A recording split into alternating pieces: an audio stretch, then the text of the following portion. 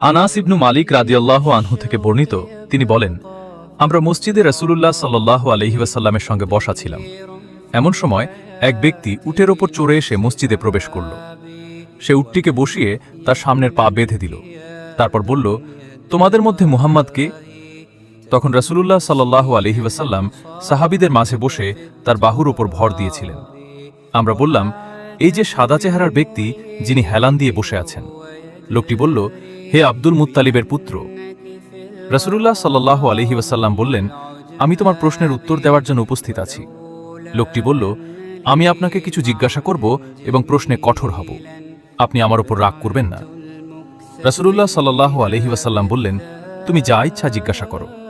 সে বলল, আমি আপনাকে আপনার রবের কসম দিয়ে জিজ্ঞাসা করছি, আপনার আগের লোকদের রবের কসম, আল্লাহ কি আপনাকে সমগ্র মানবজাতির কাছে রসূল করে পাঠিয়েছেন?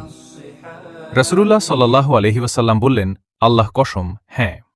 সে আবার জিজ্ঞাসা করল, আল্লাহ কি আপনাকে দিনে রাতে 5 ওয়াক্ত সালাত আদায় করার নির্দেশ দিয়েছেন? তিনি বললেন, আল্লাহর কসম, হ্যাঁ। সে জিজ্ঞাসা করল, আল্লাহ কি আপনাকে বছরের এই মাসে অর্থাৎ রমজান মাসে রোজা রাখার নির্দেশ দিয়েছেন?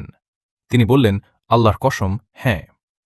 সে জিজ্ঞাসা করল, আল্লাহ কি আপনাকে আমাদের ধনীদের কাছ থেকে জাকাত নিয়ে আমাদের দরিদ্রদের মধ্যে বিতরণ করার নির্দেশ দিয়েছেন? রাসূলুল্লাহ সাল্লাল্লাহু আলাইহি ওয়াসাল্লাম বললেন, আল্লাহর কসম, হ্যাঁ।